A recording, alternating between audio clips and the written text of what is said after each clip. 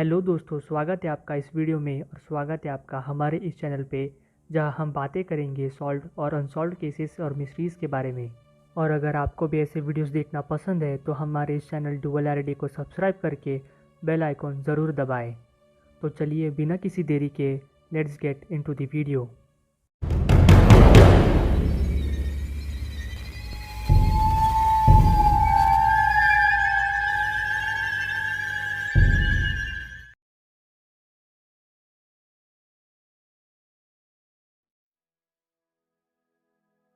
साल था 1981। गर्मी के दिन थे और हम हैं चेरी हिल्स कोलोराडो में, जिसे 5000 लोग अपना घर कहते हैं। और उन्हीं सारे लोगों में रहती थी सिल्विया क्वेल। सिल्विया का जन्म 23 सितंबर 1943 को हुआ था। वो अपने मम्मी पापा और अपनी छोटी बहन जोई के साथ खुशी से रहती थी। सिल्विया जानी जाती थी अपनी जिंदा दिली के लिए। जहाँ भी वो जाती थी सब उसके साथ बड़े ही आसानी से घुल मिल जाते थे और सबको पता था कि सिल्विया अपनी छोटी बहन जोई से बहुत प्यार करती थी। दिन था मंडे अगस्त 3, 1981। गर्म हवाएं चल रही थी और वो दिन बाकी दिनों से ज़्यादा गर्म था, जहाँ टेम्परेचर्स अराउंड 29 डिग्री सेल्सियस तक पहुँच चुका था। आई नो मेरी इंडियन ऑडियंस के लिए ये टेम्परेचर बहुत नॉर्मल है, बट कोलोराडो का वेदर नॉर्मली ठंडा रहता था, सो इतना टेम्परेचर उनके लिए तो ज़्यादा ही था। Anyways, moving back to the story. Sylvia शाम को अपने काम से वापस घर आ चुकी थी और वो रिलैक्स थी।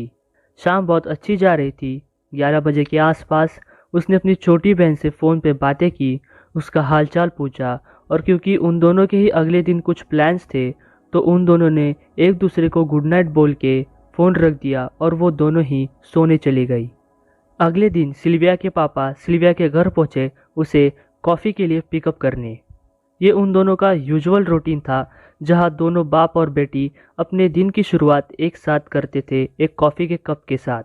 पर जब सिल्विया के पापा सिल्विया के घर पहुँचे तो उनको लगा अपनी ज़िंदगी का सबसे बड़ा झटका। उनको अपनी बेटी मिली बेजान लिविंग रूम में पड़ी हुई। ये देखकर उसके पापा ने बिना देरी किए 911 यानी पुलिस को फ़ोन किया। जब अथॉरिटी सिल्विया के घर पहुंची और उन्होंने सिल्विया की बॉडी को एग्जामिन किया तो उन्होंने बताया कि 3 और 4 के बीच रात में सिल्विया को फिजिकली असॉल्ट किया गया था और उसके बाद उसका गला घोंटकर उसको मार दिया गया था। उसके बॉडी पर वुंड्स थे जो किसी नुकीली चीज़ जैसे कि नाइफ से किए गए थे, and she was also shot in the temple. Temple हमारे हेड के साइड पार्ट को बोलते हैं। और उसके बॉडी पे कई जख्म थे जो उस अननोन सस्पेक्ट ने उस पे बार बार वार कर करके किए थे। लॉ एनफोर्समेंट्स के नोट से पता चलता है कि सिल्विया के प्रॉपर्टी की फोन लाइन भी कट करी गई थी, जो सजेस्ट करता है कि यह बेहद खौफनाक क्राइम रात को 11 बजे के बाद हुआ, जब सिल्विया की बात अपनी छोटी बहन से हो चुकी थी। लॉ एनफोर्समेंट के नोट से यह भी पता चला कि सिल्विया की बाथरूम विंडो उसके हिंजेस के साथ निकाली गई थी और उस विंडो को पास ही की झाड़ियों में छुपाया गया था, जो सजेस्ट करती है कि सस्पेक्ट का घर में एंट्री करने का पॉइंट सिल्विया की बाथरूम विंडो ही थी। सिल्विया की फैमिली, फ्रेंड्स और नेबर्स पूरी तरह से टूट गए थे।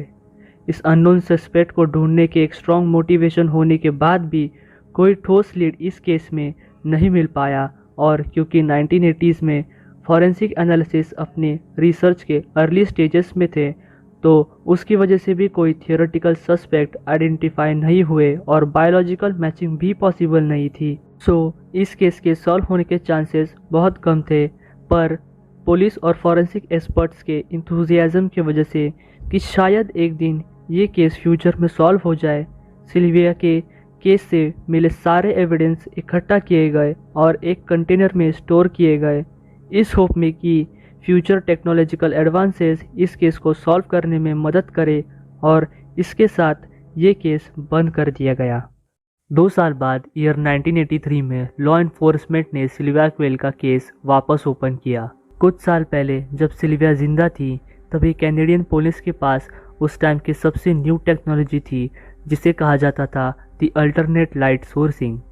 इस टेक्नोलॉजी में आर्गॉन आयन लेजर्स यूज़ किए जाते थे, पर यह टेक्नोलॉजी बहुत एक्सपेंसिव और बल्कि मशीन्स होने की वजह से सिर्फ लैब्स तक सीमित थी और इसका क्राइम सीन्स पर कोई प्रैक्टिकल यूज़ नहीं था। पर साल 1983 आते आते मार्केट में पोर्टेबल लेजर्स अवेलेबल होना शुरू हुए।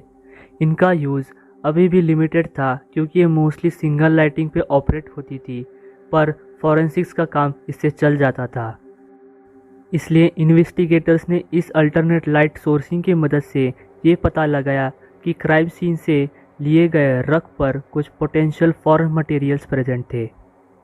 इसी लीड की वजह से 12 साल बाद ईयर 1995 में जब सर्विसेज अवेलेबल हुई, तब ये रग सेंट्रल ब्यूरो ऑफ इन्वेस्टिगेशन को भेज दिया गया टेस्टिंग के लिए। इस डीएनए प्रोफाइल डेवलपमेंट प्रोसेस को भी बहुत वक्त लगा, पर साल 2000 आते आते सीबीआई के पास एक फुल प्रोफाइल मैच रेडी था डीएनए का जो उस रग से मिला था। पर इससे भी केस में कोई अगली लीड नहीं मिली क्योंकि स्टेट के और यहाँ तक कि पूरे नेशन के डेटाबेस में ऐसा कोई भी डीएनए नहीं था जो इस डीएनए प्रोफाइल से मैच हो रहा था। और फिर हम देखते हैं सिल्विया के केस में एक बड़ा सा टर्न, जब सिल्विया के केस से जुड़े हुए बातों ने एक एनालिस्ट को मोटिवेट किया कि वो उस डीएनए सीक्वेंस को अपलोड करे 2 अलग जनरल ओपन सोर्स वेबसाइट पर जो थे द फैमिली ट्री डीएनए और गेट मैच। बेसिकली इन वेबसाइट्स का काम बहुत आसान था। ये बस आपको एक डीएनए किट देंगे और आप उनको वो डीएनए किट डीएनए के साथ वापस देंगे और फिर ये आपके लिए मैच ढूंढेंगे ये देखने के लिए कि आपकी कोई मिसिंग फैमिली है या नहीं।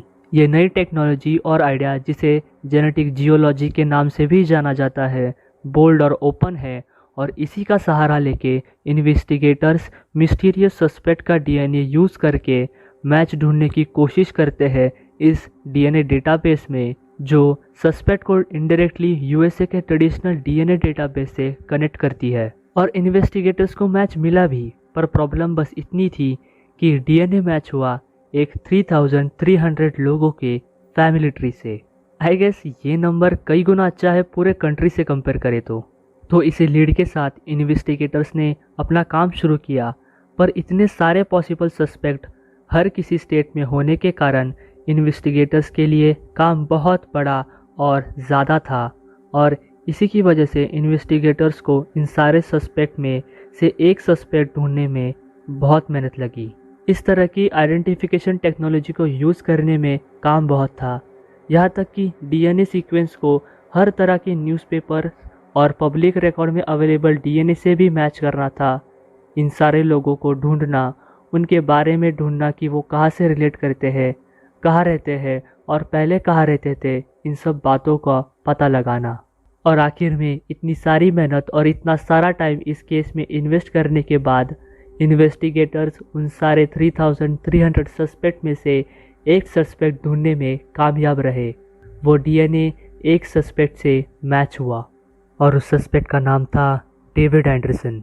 इतने सारे रिसर्च से ये पता चला कि डेविड एंडरसन 1981 में कोलोराडो के ही इलाकों में रहता था और इससे जियोग्राफिकल लोकेशन भी मैच हुई। कैच बस इतना था कि वो वहाँ से कहीं और रहने चला गया था। फिर ये केस हमारे डिटेक्टिव्स को लाता है all the way to Nebraska.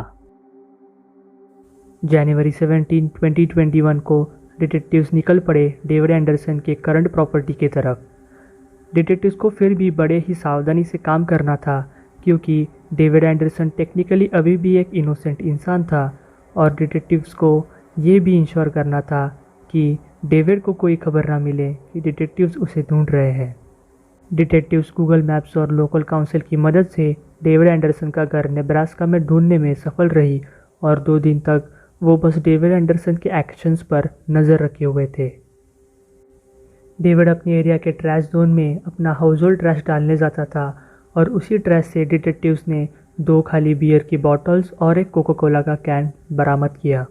Beer bottles पे तो कुछ नहीं मिला, पर कोको कोला के कैन पे डिटेक्टिव्स को सिग्निफिकेंट जेनेटिक मटेरियल्स मिले। कैन को बिना किसी देरी के एनालिसिस के लिए भेजा गया और 11 दिन बाद 29 जनवरी 2021 को फॉरेंसिक लैब से मिले हुए रिजल्ट डिटेक्टिव्स के पास थे।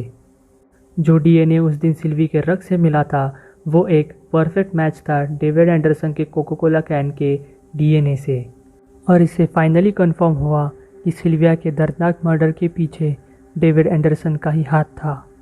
10 फरवरी 2021 को फाइनली डेविड एंडरसन को उसके नेब्रास्का के घर से गिरफ्तार किया गया। उसके गुनाहों की सज़ा सुनवाने के लिए उसे वापस कोलोराडो लाया गया, जहां उसे चार्ज किया गया for 2 counts of first degree murder.